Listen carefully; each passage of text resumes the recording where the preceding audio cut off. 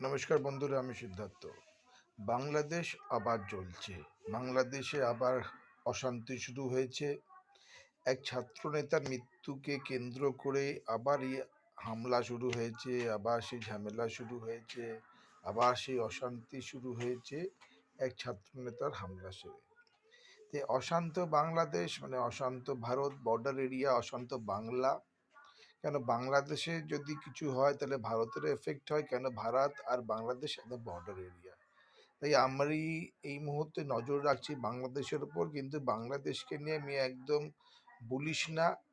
বাংলাদেশ আস্তে আস্তে শেষের দিকে চলে যাচ্ছে। কেন উগ্র ইসলামিক রাষ্ট্র, ইসলামিক চিন্তাধারা ও বাংলাদেশের এই একটা পতনের কারণ হবে।